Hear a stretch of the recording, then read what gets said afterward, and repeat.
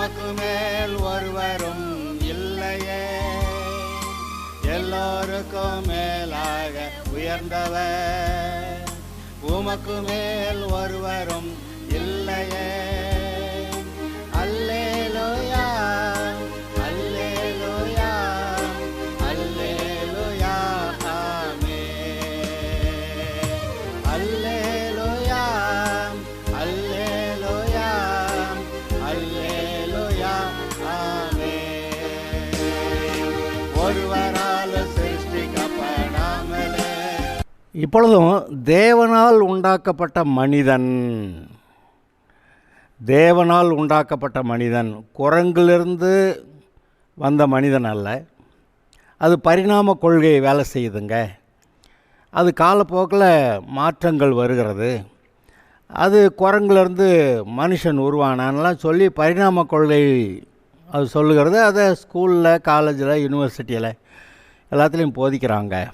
ஆனால் உண்மையிலேயே அந்த மாற்றங்கள் ஒரு குறிப்பிட்ட அளவில் தான் இருக்க முடியுமே ஒழிய, குரங்குலேருந்து மனுஷன் வர்ற அளவுக்கு மாற்றம் வருதான்னா அப்படி இருக்க வாய்ப்பு இல்லை.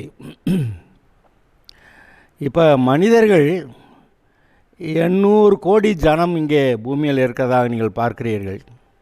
800 கோடி ஜனமும் அடுத்தடுத்த தலைமுறைகளில் எல்லாரையும் நாம் அடையாளம் கண்டுபிடிக்கத்தக்கதாக ஓரளவுக்கு வித்தியாசங்கள் இருக்கிறதே ஒழிய, இப்போ உங்கள் பிள்ளைகள்லையே ஈவன் ட்வின்ஸாக இருந்தால் கூட அதில் இவங்களுக்கு இந்த வித்தியாசம் இருக்குது அப்படின்னு சொல்லக்கூடிய அளவுக்கு ஏதோ வித்தியாசங்கள், அப்படி வித்தியாசங்கள் இருக்கின்றன. அந்த வித்தியாசங்கள் பிரயோஜனமாக இருந்தால் இருக்கும், இல்லாட்டி அவங்க செத்து போய் இல்லாதவங்க செத்து போயிடுவாங்கன்றது அந்த பரிணாம கொள்கையுடைய காரியம். இன்றைக்கு 800 கோடி ஜனத்தொகை இருக்கக்கூடிய இந்த பூமியில் எல்லாருமே மனுஷ உருவமாக தான் இருக்கிறாங்க. அவங்க கலர் வித்தியாசப்படலாம், அவங்க உயரம் வித்தியாசப்படலாம், அவங்க குடியிருக்கிற தேசத்துக்கு ஏற்றாற் போல் அவங்க வெயிலையோ குளிரையோ தாங்கி கொள்ளக்கூடிய ஆட்களாக இருக்கலாம்.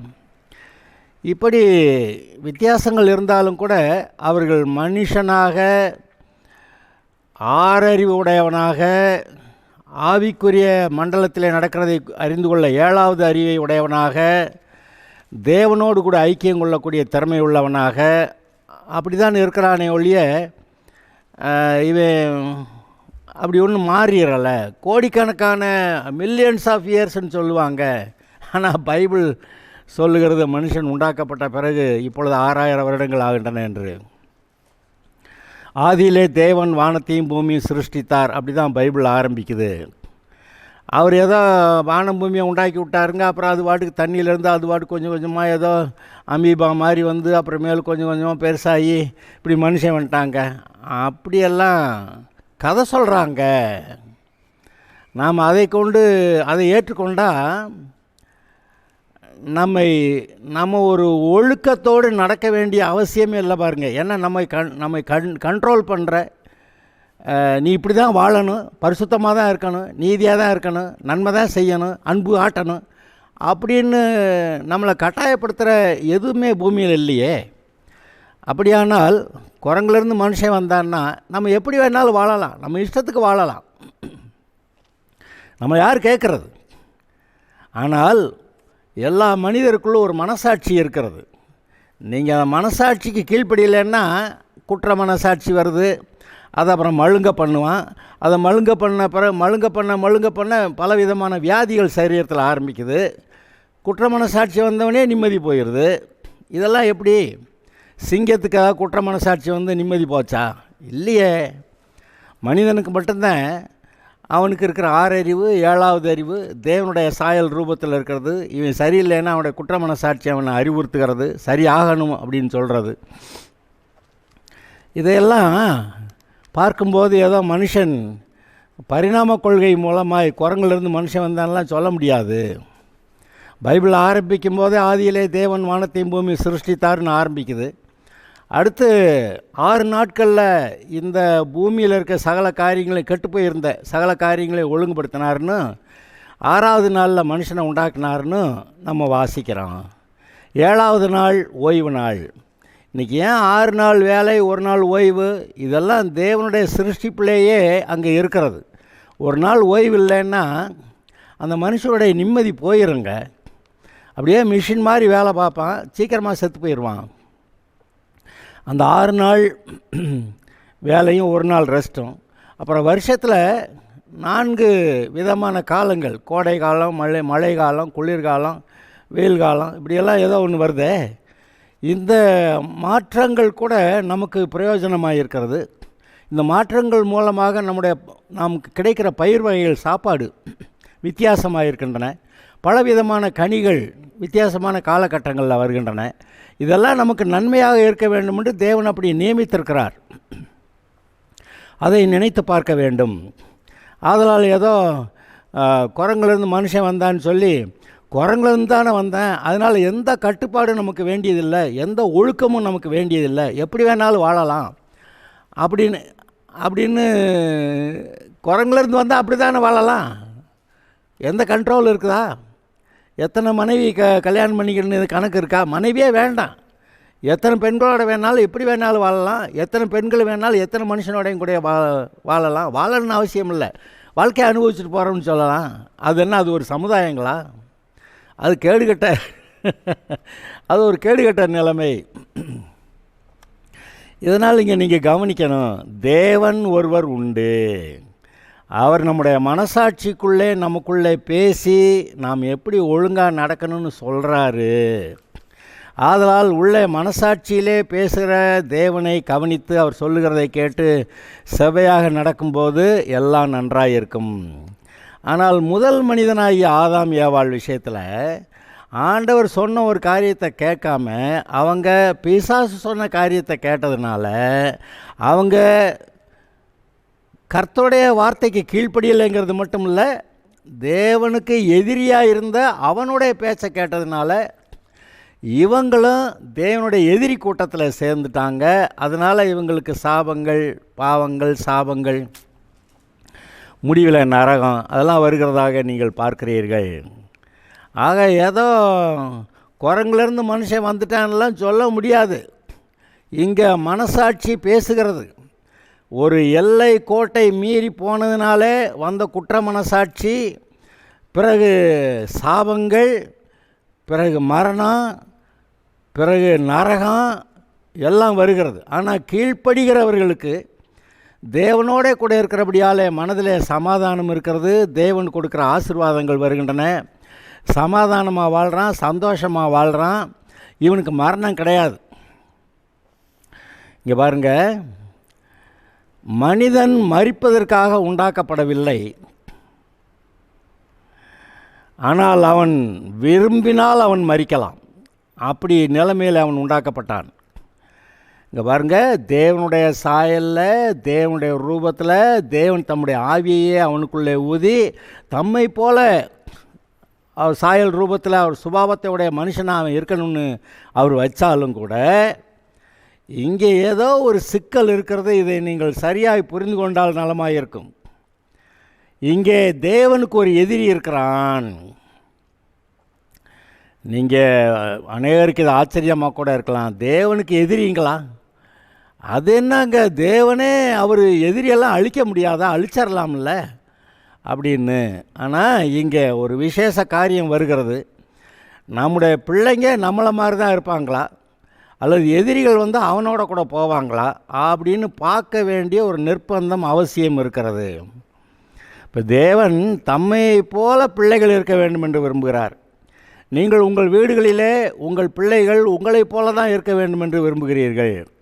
உங்களுடைய எதிரி மாதிரி இருக்கணும்னு விரும்புகிறீங்களா, அல்லது அசுத்தமான வாழ்க்கையை வாழட்டும் என்று விரும்புகிறீர்களா? அவங்க எப்படி வேணாலும் வாழட்டும், நாங்கள் காசு கொடுக்குறேன் அப்படின்னு யாராவது சொல்லுவீங்களா? இல்லை, நம்ம குடும்பத்துக்கேற்ற நற்குணத்தோடு வாழ வேண்டும் என்று நீங்கள் சொல்வீர்கள் அல்லவா? நல்ல ஒழுக்கமுள்ள ஒரு வாழ்க்கையை வாழ வேண்டும் என்று சொல்வீர்கள் அல்லவா? கூடுமானால் அன்பாக இருந்து பிறருக்கு உதவி செய்ய வேண்டும் என்று சொல்வீர்கள் அல்லவா? இப்படித்தானே நீங்கள் விரும்புகிறீர்கள். அப்படியானால் உங்களை படைத்த தேவன் அவர் எப்படி இருப்பார்னு நினைக்கிறீங்க? அவர் இதை விட ஒன்றும் குறைச்சிருக்க மாட்டார். அவர் பரிசுத்தர். பரிசுத்தர் பரிசுத்தர் என்று இரவும் பகலும் ஓய்வின்றி துதிக்கப்படுகிறவர். அப்படி இருக்கும்போது இந்த இந்த தேவன் அவருடைய எதிரி பிசாசு அப்படின்னு இருக்கிறதுனால இங்கே நாம் தேவனால் சிருஷ்டிக்கப்பட்ட தேவனுடைய பிள்ளையாக தேவன் வைத்தபடி இந்த பூமியை ஆண்டு கொள்ளக்கூடிய தேவன் எதிர்பார்த்தபடி அந்த பிசாசு, அதாவது இந்த தேவனுடைய எதிரியாகிய பிசாசை அடக்கி அவனை துரத்திட்டு அவன் கெடுத்து வச்ச பூமியை மறுபடி ஏதேன் தோட்டம் போல், பூமி முழுசையுமே ஏதேன் தோட்டம் போல், பூமி முழுசையுமே பரலோகம் போல் ஆக்க வேண்டிய ஒரு வேலையை கர்த்தர் ஆதாம் கொடுத்திருந்தாரே, அதையெல்லாம் சற்று நினைத்து பாருங்கள். கொஞ்சம் கற்பனை குதிரையை தட்டி விடுங்கள். அப்பொழுது அநேக காரியங்களை நீங்கள் புரிந்து கொள்ளலாம். தேவன் மரிக்க மாட்டார். ஹீ இஸ் இட்டர்னல், நித்தியமாக உயிரோடு இருக்கிறவர். மனிதனை படைக்கும்போது கூட அவன் மரணத்துக்காக படைக்கப்படவில்லை. அவனு நித்திய காலமாக தேவனைப் போல வாழும்படி உண்டாக்கப்பட்டவன். ஆனால் ஒரு வித்தியாசம் இருந்தது. இவன் விரும்பினால் சாகலாம், இவன் விரும்பினால் சாகலாம், சரீரத்திலையும் சாகலாம், இவனுடைய ஆவிக்குரிய ரீதியிலையும் சாகலாம். பாருங்கள், தேவன் மரிக்கிறவரல்ல, அவர் நித்தியமாக இருக்கிறவர், இட்டர்னல். மனுஷனு நித்திய காலமாக இருக்கும்படி ஏற்படுத்தப்பட்டவன். அவன் மரிக்கிறதுக்காக உண்டாக்கப்படவில்லை. ஆனால் அவன் விரும்பினால் மரிக்கலாம். அவன் விரும்பினால் தேவனுடைய வார்த்தைக்கு கீழ்ப்படியாமல் பிசாசு பேச்சை கேட்டு எல்லையை மீறி, கர்த்தரை மீறி அவன் போய் பிசாசோடைய கட்சியில் சேரலாம். அப்படி கீழ்ப்படியாமல் பிசாசோடைய கட்சியில் சேர்றது மாத்திரமல்ல, அப்படி செய்கிறதுனால தான் மரிக்கலாம், நான் மரணத்துக்கு என்னை ஒப்பு கொடுக்கிறேன் என்று அவன் அன்றைக்கி சொல்லுகிறான். அந்த நன்மை தீமை அறியத்தக்க விருட்சத்தின் கனியை ஆதாம் சாப்பிட்ட போது அவன் என்ன சொல்லிட்டான், அதெல்லாம் அவ்வளோ விளக்கமாக பைபிளில் எழுதலை. அவன் என்ன சொல்லிட்டான், நான் கர்த்தரோட கூட இருக்க எனக்கு விருப்பம் இல்லை, உம்முடைய எதிரியாகிய பிசாசு கூட இருக்கிறது எனக்கு தேவலாம். அதனால் உம்முடைய வார்த்தையை மீறி அவன் பேச்சை கேட்டு அவனுடைய சார்பாக இருக்கக்கூடிய அந்த மரம், நன்மை தீமை அறியத்தக்க கனி கொடுக்கக்கூடிய விருட்சம், ஆனால் மரணம் வரும். நான் உம்மோட கூட இருக்கிறத விட நன்மை தீமை அறிந்து செத்தாலும் கூட பரவாயில்ல, பிசாசோட கட்சியில் சேர்றது எனக்கு விருப்பம் என்று அவன் அன்றைக்கு ஒரு தீர்மானம் எடுத்து போனான். ஐயா, நீங்கள் இவ்வளோ பேசுகிறீங்களே, என்ன ஆதாரம் என்று நீங்கள் கேட்கலாம். பைபிள் சொல்லுகிறது, ஏவாள் வஞ்சிக்கப்பட்டால் ஆதாமோ வஞ்சிக்கப்படவில்லை என்று எழுதியிருக்கிறது. ஏவாள் அந்த சர்ப்பம் பேசுனது கேட்டு அது நல்லது இது நல்லதுன்னு சொல்லி கேட்டு அந்த பிசாசு சொன்னது கேட்டா ஏமாந்துட்டான்னு போட்டிருக்கு. ஆனால் ஆதாம் வஞ்சிக்கப்படவில்லை, அவன் ஏமாற்றப்படவில்லை. அவன் தெரிந்து தான் செய்கிற காரியங்களை செய்தான். தெரிந்து என்ன செய்தான், அந்த பிசாசுடைய சார்பாக இருக்கக்கூடிய நன்மை தீமை அறியத்தக்க விருட்சத்தின் கனி அதை புசித்தான். அதை புசித்தா சாவு வருங்கிறது தெரியாதா? கர்த்தர் என்ன சொன்னார், அதை புசிக்கிற நாளிலே சாகவே சாவாய் அப்படி சொல்லியிருந்தார். அப்படியானா கவனிங்க, இப்போ ரொம்ப முக்கியமான விஷயம் வருகிறது. மரித்தது ஆதாம் மட்டுமா? ஆதாம் அதே போல் கர்த்தருடைய வார்த்தையை மீறி பழத்தை சாப்பிட்ட ஏவாள், அந்த 2 பேர் மட்டும்தானா அப்படின்னு பார்த்தா அந்த 2 பேர் மட்டும்தான். ஆனால் அவர்களுடைய பிள்ளைகள், அவர்கள் பாவிகள், அவருடைய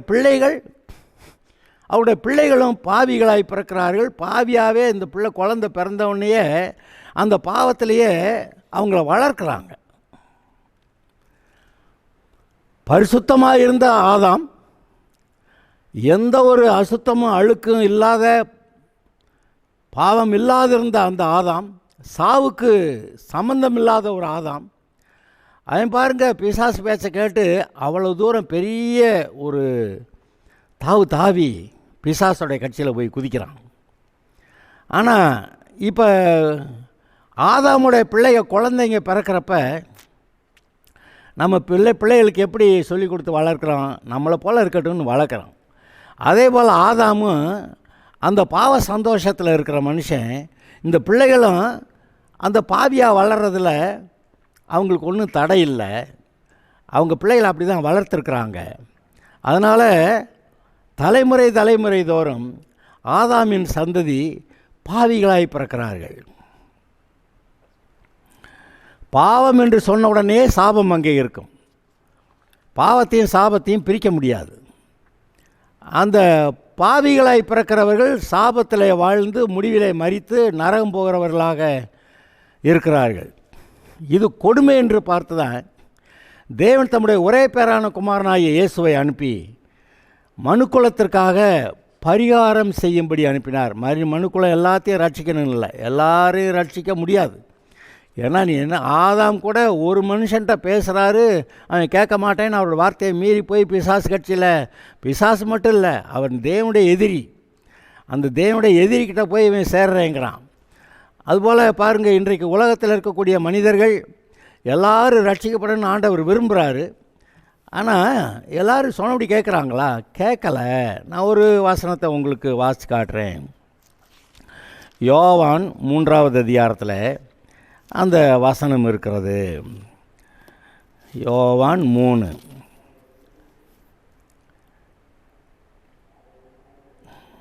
தேவன் தம்முடைய ஒரே பேரான குமாரனை விசுவாசிக்கிறவன் எவனோ அவன் கெட்டு போகாமல், அதாவது செத்து நரகம் போகாமல் நித்திய ஜீவனை அடையும்படிக்கு, அதாவது தேவனை போலவே அப்படிப்பட்ட ஆசீர்வாதத்தோட நித்திய ஜீவன் சாகாமல் வாழ்வதற்கு இயேசுவை தந்தருளி இவ்வளவாய் உலகத்தில் அன்பு கூர்ந்தார். தேவன் தம்முடைய ஒரே பேரான குமாரனை விசுவாசிக்கிறவன் எவனோ அப்படின்னு கேட்டிருக்கு. யார் வேணாலும் இது இயேசுவை ஏற்றுக்கிட்டால் பரலோகம் போயிடலாம். அதுக்கு முந்தின வசனம், தன்னை விசுவாசிக்கிறவன் எவனோ அவன் கெட்டு போகாமல் நித்திய ஜீவனை அடையும்படிக்கு அப்படின்னு எழுதியிருக்கு. இந்த இயேசுவை நம்புகிறவன், அவர் அவனை பாவத்துக்கு பரிகாரம் பண்ணார், நான் நம்புகிறேன் அப்படின்னு சொல்கிறத நம்புகிறவர்கள் அவர்கள் நித்திய ஜீவனை பெறும்படிக்கு.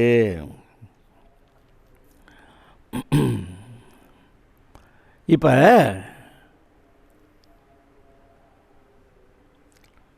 எல்லா மனிதரும் ரட்சிக்கப்பட்டு பரலோகம் போக வாய்ப்பு இருக்குது.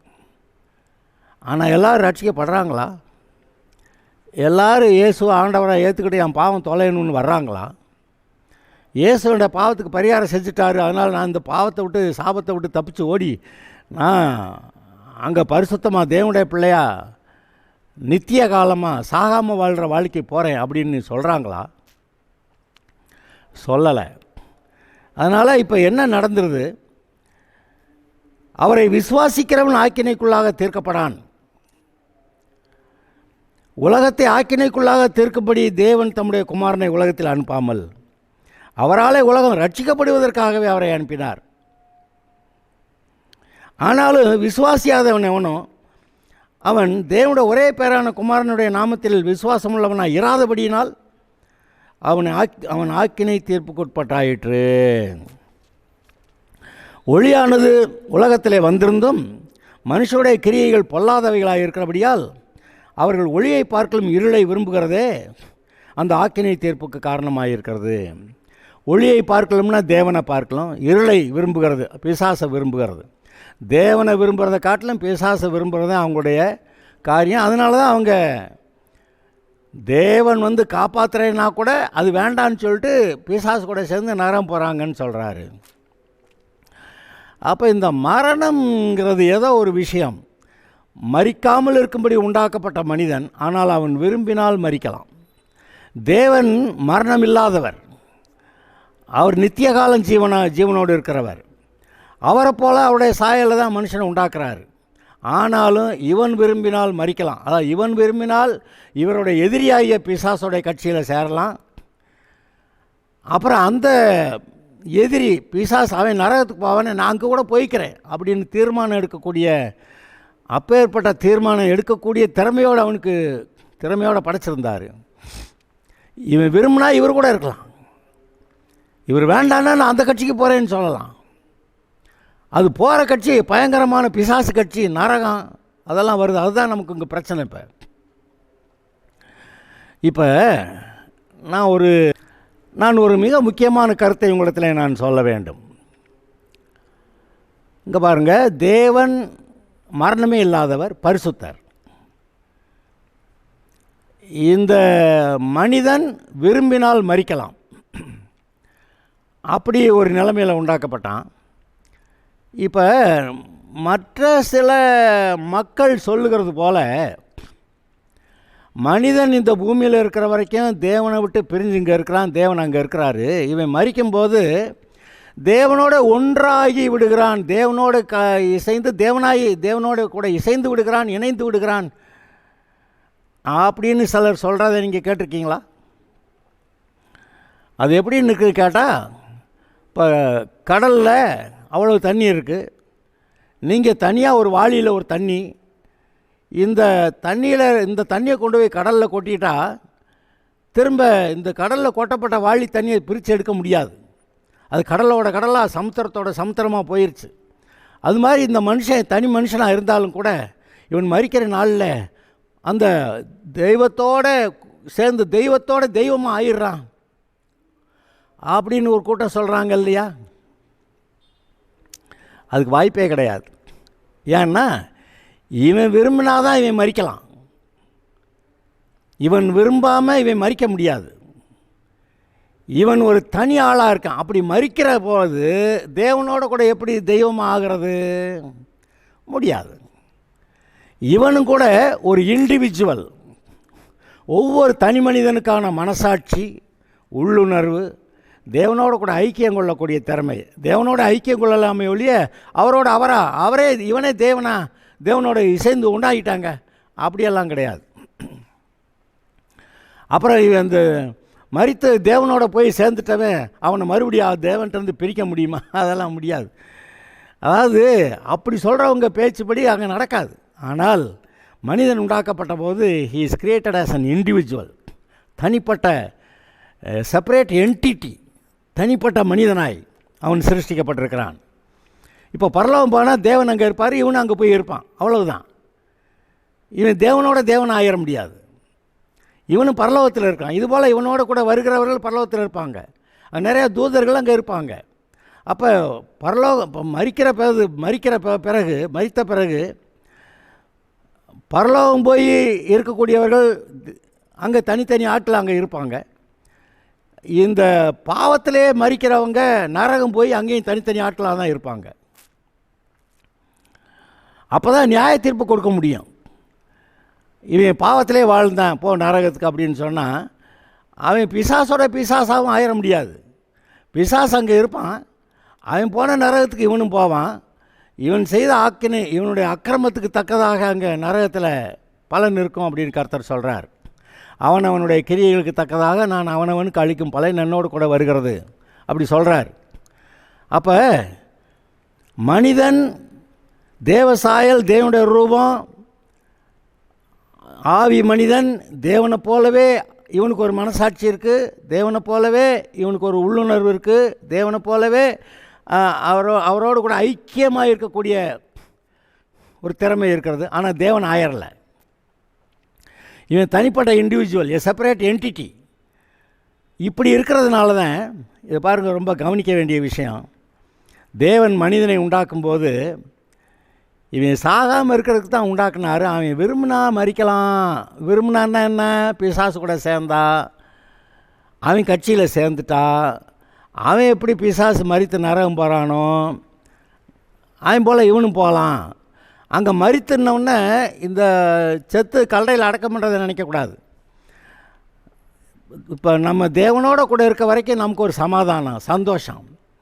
இப்போ ரட்சிக்கப்பட்டவர்களுக்குள்ளே பரிசுத்த ஆவியினால் உண்டாகிற சந்தோஷம், அந்த பரிசுத்த ஆவியினால் உண்டாகிற சந்தோஷம் இருதயத்தை நிரப்புறதுனால தான் ஆண்டவர் என்னோட கூட இருக்கிறார், அல்லேலூயா ஸ்தோத்திரம், எனக்கு நன்மை செய்கிறார், ஸ்தோத்திரம் அப்படின்னு சொல்லி சந்தோஷமாக இருக்கான். ஆனால் இவன் பாவம் செஞ்சிட்டவுடனே கர்த்தரை விட்டு விலகி நிற்கிறான். அப்போ அவர் கொடுக்குற சந்தோஷம் வரலை, அவர் கொடுக்குற சமாதானம் வரலை. ஐயோ அப்படி ஆகிப்போச்சேன்னு சொல்லி குற்ற மனசாட்சியினால் இவன் மறுபடியும் ஒழுங்காகும்படி அவனுக்கு திருப்பப்படுகிறான். அதெல்லாம் மீறி திரும்ப மாட்டேங்கிறவங்க தான் தொடர்ந்து பாவத்திலேருந்து நரகத்துக்கு போகிறாங்க. அப்போ இப்படி மரிக்காமல் இருக்கும்படி உண்டாக்கப்பட்ட மனிதன் அதுக்கப்புறமாவது மனம் திரும்பி ஒழுங்கா பாவம் செஞ்சிட்டமே அப்படின்னு சொல்லி அதுக்கப்புறம் மனம் திரும்பி ஒழுங்காக இருந்து நான் தேவனுடைய பிள்ளையா இருக்க விரும்புகிறேன்னு சொன்னால் மனம் திரும்பிட்டா அப்படி தேவனுடைய கட்சிக்குள்ளே திரும்பி வர்றதுக்கு தான் இயேசு இவர்களுக்காக ஒரு பரிகாரம் செய்தார். உலகத்தில் எல்லாருக்காகவும் தான் அந்த பரிகாரம் செய்தார். ஏதோ கொஞ்சம் பேருக்கு இவ்வளோ பேர் தான் ரட்சிக்கப்படுவாங்க, அவங்களுக்காக பரிகாரம் பண்ணால் போதும், அப்படி இல்லை. ஆதாமின் சந்ததியாய் பிறக்கிற எல்லா மனிதரும் ரட்சிக்கப்பட்டு தேவனுடைய பிள்ளையாகும்படி அவருடைய பரிகாரம் செய்தார். அந்த பரிகாரம்ங்கிறது என்ன? இவன் பாவத்தினால் உண்டாகிற தண்டனையெல்லாம் அவர் ஏற்றுக்கணும். அதுதான் பரிகாரம். இவன் செய்த பாவத்துக்கான தண்டனையெல்லாம் அவர் ஏற்றுக்கணும். அப்போ பாவத்தின் சம்பளம் மரணம்னா அப்போ இவன் செஞ்ச பாவத்துக்கான தண்டனை ஏற்றுக்கிறதுனா அப்போ அவர் சாகணும். எப்படி சாகணும்? இவனுடைய எல்லா சாபங்கள், வியாதிகள், தரித்திரங்கள், மனக்குழப்பங்கள், மனவேதனைகள், எல்லாம் இருதய வேதனை எல்லாத்தையும் இவர் சமக்கணும். இவர் சமந்து அந்த தண்டனை அனுபவித்து அப்படி செய்கிறதுனால தான் பரிகாரம் பண்ண முடியுமே. அப்படியாக மனிதனுக்கு பரிகாரம் பண்ணார். நான் இப்பொழுது மறுபடியும் உங்களுக்கு சொல்கிறேன், மனிதன் உண்டாக்கப்பட்ட போது மரிக்கிறதுக்காக உண்டாக்கப்படலை. ஆனால் அவன் விரும்பினா பிசாசு கட்சியில் சேர்ந்து மரிக்க அவனுக்கு முடியும். அப்படி தான் மனுஷன் பிசாசோட கட்சியில் சேர்ந்து ஆதாம் மரிக்கிறவனாக மாறினான். இப்போ இயேசு வந்தார், அதெல்லாம் சரிப்பா நீ மரிக்கிற, ஆனால் என் பக்கம் வந்துட்டேன்னா நீ செத்தா கூட நான் உன்னை உயிரோடு எழுப்புவேன், இப்போவே ரட்சிப்பேன், இப்போவே நான் உன்னுடைய இருதயத்தில் தங்குவேன், நீ அப்புறம் சாகும்போது பின்னாடி ஒரு நாளில் நான் எழுப்புவேன், உன்னை எழுப்பி என்னோட கூட பரலோகத்தில் வச்சுக்கிருவேன். ஒரே தரம் மரிக்கிறதும் பின்பு நியாயத்தீர்ப்படைவதும் மனுஷனுக்கு நியமிக்கப்பட்டிருக்கிறது. அதனால் நீ அங்கே வந்துடலாம், என் கூட வரலாம், பரலோகத்துக்கு வரலான்னு சொல்கிறாரு. இன்றைக்கி மக்களுக்குள்ள ஒரு ஆசை, சாகாவரம் வேணும். எஸ், அந்த சாகாவரம் இயேசுடத்தில் இருக்கிறது. நீங்கள் விசுவாசிக்க கூடுமான சரீரத்தில் புகழ்ந்து சாகாமல் கூட இருக்கலாம். அந்த விசுவாச குறைவுனால தான் இன்றைக்கி விசுவாசிகள் மரிக்கிறார்கள். அவங்களெல்லாம் பின்னாடி ஒரு நாளில் இயேசுடைய வருகை நாளில் உயிரோட எழுப்புவேன் அப்படிங்கிறார். அருமையானவர்களே, இதை யோசித்து பாருங்கள். இது உங்களுக்கு நலம் என்று தெரிந்தால் ஏற்றுக்கொள்ளுங்கள், இல்லாவிட்டால் வேண்டியதில்லை. நாங்கள் சுவிசேஷத்தை அறிவிக்கிற வேலை மட்டும்தான் செய்கிறோம். இயேசு பாவங்களை மன்னிக்கிறார், மறுபடியும் நீங்கள் தேவனோடு கூட வரலாம், நீங்கள் பரலோகம் போகலாம் என்பதை அறிவிக்கிறதுக்காக தான் சொல்லப்படுகிறது. இயேசுவை ஏற்றுக்கொண்டால் உங்களுக்கு நலம். இயேசுவை ஏற்றுக்கொள்ளுங்கள், கர்த்தர் உங்களை ஆசீர்வதிப்பார். Okay, God bless you. இது போன்ற செய்திகளை கேட்க, உண்மையாகவே வானத்தையும் பூமியும் படைத்த தேவனை ஆராதிக்க, அவருடைய போதனைகளை கேட்க, இந்த குட் நியூஸ் பைபிள் சர்ச் திண்டுக்கல்லில் பஸ் ஸ்டாண்ட்லேருந்து நடந்து வரக்கூடிய தூரத்தில், சென்னை சில்க்கு அடுத்தபடி தெய்வ சிகாமணிபுரம் ரோட்டில் ஒரு 100 மீட்டர் தூரத்தில் இருக்குது. இந்த குட் நியூஸ் பைபிள் சர்ச்சு ஞாயிறு ஆராதனை காலை 8 மணிக்கு, வியாழக்கிழமை மாலை 6:30 மணிக்கு பைபிள் ஸ்டடி இருக்கிறது. சனிக்கிழமை காலை 10 மணிக்கு உபவாச ஜபம் இருக்கிறது.